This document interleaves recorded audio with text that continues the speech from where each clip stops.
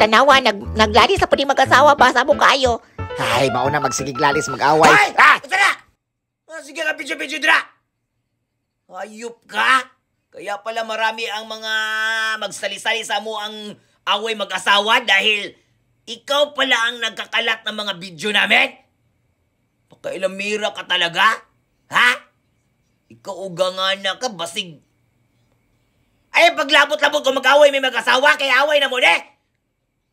Pakailamira kinsuntidur kay ka. Huwag di ko didisiplinahon imong anak. Ha? Magsigig bisyo, sigig inom, sigig barkada, muragway anak. Ayup ka? Nagalit mo talaga ako, ha? Nagtitimpi lang ako sa'yo ba? Nagalit mo talaga ako. Ayoko magsukol-sukol pero sobra na! Nag-aaway kami araw-araw dito dahil hindi siya matuto.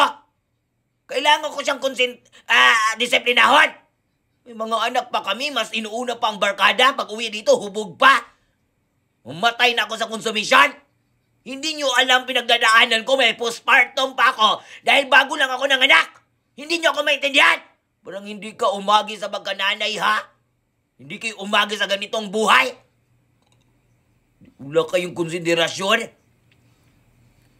Isisave ko ang relasyon namin mag-asawa dahil may mga anak kami. Kahit konsumisyon ako at naulog kay kapoy na ako, mura na akong mamatay. Ayup kayo. Tapos ipopost nyo pa na masama ugali ko. Ipopost nyo na nagkadugay, nagkamaot akong batasan. Shut up! Pakailamero kayo ng buhay ng may buhay. Pati buhay mag-asawa namin pinakakailaman ninyo. Kaya marami ang naghihiwalay, marami ang mga nagsamok na pamilya tungod ninyo. Ayup kayo? Sino palang magdisiplina sa amin dalawa?